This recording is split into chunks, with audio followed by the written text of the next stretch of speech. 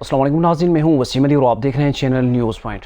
नाज़रीन, आज petrol, diesel, मिट्टी के तेल की जो है वो कीमतों को बढ़ा दिया गया है।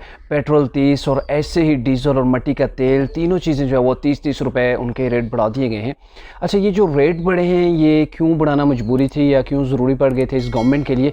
चूँकि आपको पता है कि ये IMF के साथ हमारी जो साबका गवर्नमेंट थी जिसके उन्होंने एक मुआहिदा किया था IMF के साथ, और IMF ने जब उन्हें केस दी थी तो उससे पहले एक मुआहिदा किया था। मुआहिदे के अंदर ये चीज़ तय थी कि आपने बिजली के रेट बढ़ाने, अपने पेट्रोल के इतने बढ़ाने, इतने फ़ीसद जो है वो आपने डीज़ल के, और इतने आपने टैक्सेस जो है वो बढ़ाने। ये सारी चीज़ें पहले से IMF के साथ जो है वो तय थी और उसके बाद ही उन्हें किस्त मिली थी।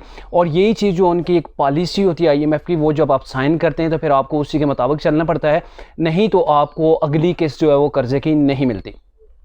अब चूंकि इमरान खान ने अपने सियासी मफाद के लिए उन्होंने पेट्रोल की रेट को जो है वो कम कर दिया था 10 रुपये, और डीज़ल के भी रेट को उन्होंने 10 कर जो है वो कम कर दिया था अदम एतमाद की जब तारीख आई थी उस वक्त। लेकिन यह है कि फिर उसके बाद मज़ीद जो है वो पेट्रोल के जो रेट बढ़ रहे थे, इन्होंने पेट्रोल के रेट जो है वो नहीं बढ़ाए, और तकरीबन जो पाकिस्तान इस वक्त दे रहा था वो 50+ जो है वो इसके ऊपर अब सब्सिडी दी जा रही थी पाकिस्तान गवर्नमेंट की जानिब से। और ये जो सब्सिडी दी जा रही थी, चूँकि पाकिस्तान एक गरीब मुल्क है, कोई बड़ा उस तरीके से अमीर मुल्क नहीं है, कर्ज़ों के ऊपर हमारा इन्हिसार है, और जब कर्ज़ों के ऊपर हमारा मुल्क चल रहा है तो फिर उस सिलसिले में रेगुलर इस चीज़ को जारी रखना कि आप सब्सिडी दें तो काफ़ी मुश्किल होगा, क्योंकि हमारी मैशत जो है वो काफ़ी वीक है। और पाकिस्तान को इस वक्त डिफ़ॉल्ट से बचाने के लिए ये सबसे मजबूरी थी कि पेट्रोल और बिजली और इन चीज़ों के रेट को जो है बढ़ाया जाएगा। और अभी जो 30 रुपये बढ़े हैं, मेरे ख्याल में 20-25 रुपये का अभी मज़ीद इसके अंदर इजाफा आपको देखने को मिलेगा, क्योंकि ये गवर्नमेंट अभी इस चीज़ को नहीं चाह रही थी कि इस रेट को जो है वो बढ़ाया जाए यकदम से। इसलिए एक महीना उन्होंने वेट किया, आपस में मशावरत की, फिर उसके हवाले से लंदन के अंदर जाके इन्होंने मीटिंग भी की नवाज शरीफ के साथ। फिर उसके बाद इन्होंने IMF के साथ एक जो है वो मुज़ाकरात जारी किए, नेगोशिएशन किया, उसके अंदर ये नाकाम रहे। और दोबारा से IMF के साथ जब दोबारा से ये परसों जो उनके साथ दोबारा से मुज़ाकरात थे, उन मुज़ाकरात के अंदर भी यही कहा गया कि अगर आपको किस्त चाहिए अगली, तो आपको इन चीज़ों के रेट बढ़ाना पड़ेंगे, चूँकि आपका ये मुआहिदा है, और अगर आप ये रेट नहीं बढ़ाएंगे तो आपको हम कर्ज नहीं दे सकेंगे।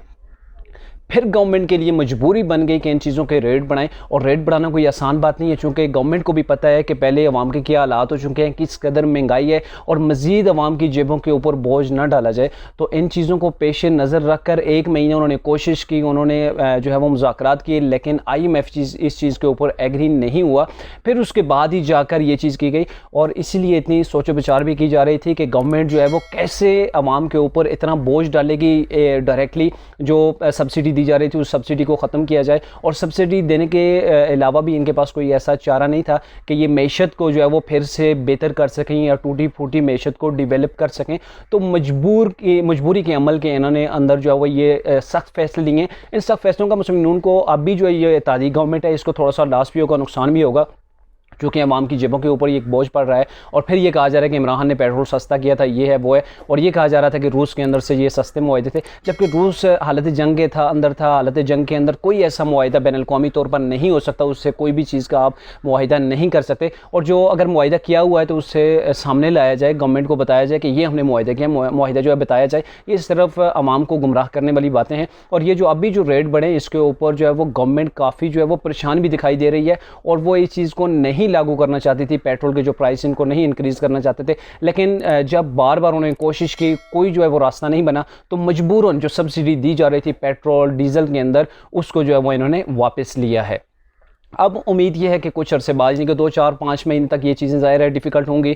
नई गवर्नमेंट है, उसके लिए सारा चीज़ को रिकवर करना काफ़ी मुश्किल होगा, मैशत को बहाल करना, पेट्रोल के रेट को नीचे लाना और डॉलर को नीचे लाना काफ़ी मुश्किल होगा। लेकिन अभी इनकी पॉलिसी शुरू है, पॉलिसी के जो स्टार्ट जब होती है ज़ाहिर डिफ़िकल्ट होती है, और इसके असरात 5 से 6 माह बाद जो है वो आना शुरू हो जाते हैं। तो आई होप कि हम ये उम्मीद कर सकते हैं कि आने वाले कुछ माह के अंदर इन तब्दीलियों की वजह से कुछ ना कुछ जो है वो मुल्क की मैशत के अंदर हमें सुधार और बेहतरी जो है वो नज़र आएगी।